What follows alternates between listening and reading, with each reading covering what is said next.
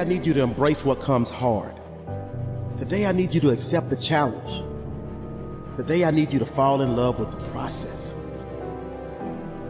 There will be plenty of opportunities to get discouraged, to lose your passion, and think that it's not meant to be. But if you're going to reach your destiny, you have to have a made-up mind.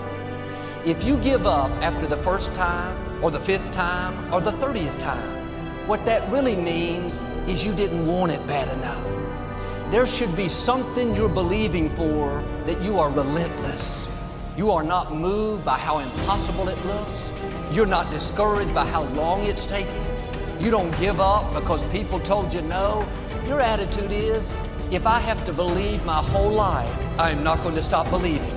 I'm not going to take no for an answer. I'm not going to settle for mediocrity. I'm going to keep pursuing what was in my heart.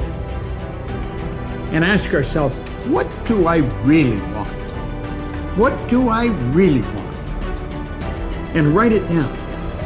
Writing causes thinking. Thinking creates an image.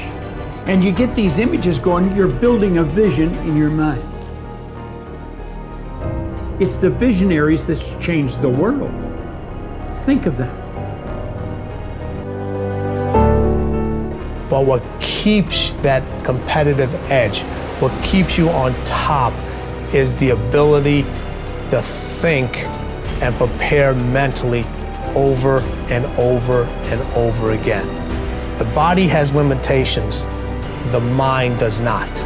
We focus so much on what goes on from the neck down that we forget it all starts from here. Everything starts from there. If you're not mentally ready, you're never really physically prepared. And that's where the preparation starts. What would your life be like as you look toward the future if you decided, I'm not going to allow my peers to stop me?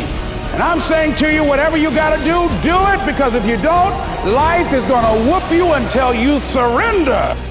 So when you're young and you make mistakes, don't let them eat you up. Because everybody that done made it, done made them. You got to fail in order to win. Hey, look, man, to understand how to hit the game-winning shot, you got to miss the game-winning shot. You know, you got to be tough, because the road to success is always under construction. It's never a clear path to success.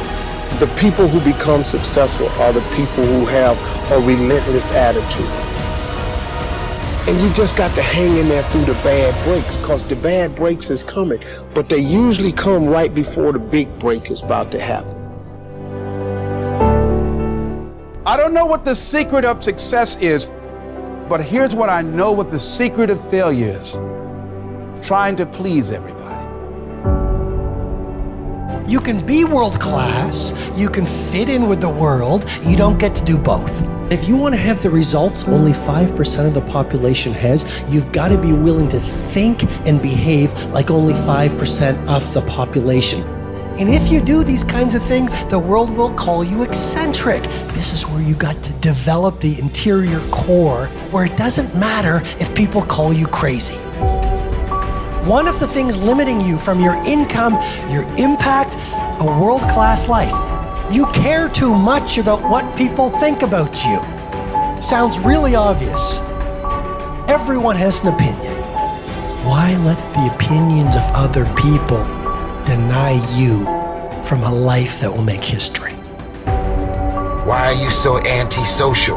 Because I'm trying to get it. Why are you staying on the basketball court so much? Because I'm trying to get it. Why are you out there practicing in the hot sun when ain't nobody else out there? Because I'm trying to get it. Why are you not clubbing like every time I text you and invite you to go do something fun and cool, you always studying? Because I'm trying to get it. You ain't doing nothing. And for those of us who get up and go out, you got something to say about how we do what we do it. Stop talking to us who perform it. Stop telling us what to do and how to do it. Far too many of you worry way too much about other people and not enough about your fucking selves. You know how you get good at business? You worry about your own fucking shit. You know how you get good at your job? You worry about your own fucking shit. You know how you get in good shape? You don't worry about how many reps the other mother. No, I don't fucking care. I don't care what anybody else is doing. I care what we're doing. I care if we're making the calls. I care if we're providing value. I care if we're making the best products. I don't give a f if anybody else is doing that. I care if we're doing that. And you know what? That's how you become a leader. That's how you become the industry leader. Because you're not following anybody else's lead. You're innovating a unique path of your own. When you spend your energy focusing on what other people are doing instead of executing on your own opportunities, you are setting yourself up to fail time and time again. And this goes against what society is, right? Society is all about gossip. It's all about talk. It's all about who's doing what. And it's never about worrying about what you're doing. Go to a fucking bar. What's everybody talk about? What their company's doing, what their boss is doing, what their coworkers are doing, what their aunt's doing, what their mom's doing, what their dad's doing. Nobody fucking cares, and it doesn't fucking matter. That's why you don't see successful people hanging out with people like that. Because they worry about their own shit, they worry about their own actions, they worry about what they execute on. At what point does a man or a woman lose touch with their personal value? How much do you love yourself? Anybody who loves themselves would never, ever stay friends with that person or those people. Anybody who loves themselves would never, ever stay in that relationship. Anybody who loves themselves would never continue staying around people, things, and situations that you know is bringing misery, drama, and dysfunction into your life.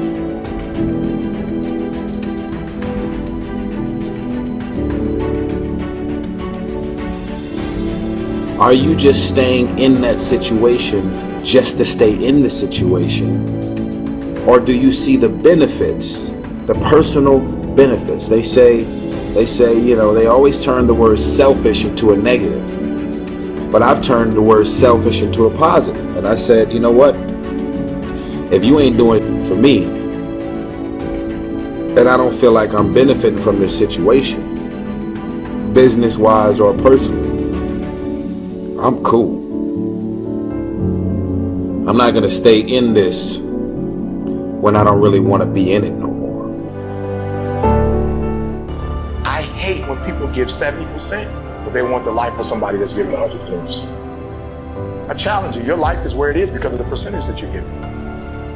You cannot bring a tree down by hitting it 1,000 times. If you hit a tree 1,000 times in 1,000 different spots, the tree is not gonna fall.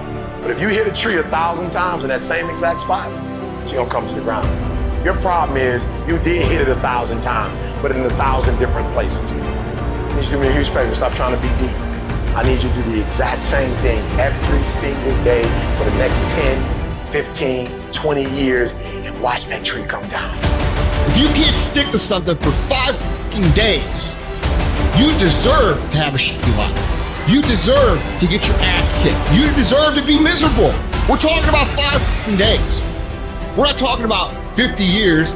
We're not talking about the 5 years it probably takes to build something worthwhile. We're not talking about the 5 months it could take for you to lose 100 pounds. We're talking about 5 fucking days. And you can't even stick to it for that. So what the do you think you deserve? You deserve exactly what you want. There's no event. It's an accumulation of lots and lots of little things that anyone by themselves is innocuous and useless. But if you do it consistently, and you do it in combination with lots of other little things, it's those little innocuous things that you do over and over and over and over that matter the most.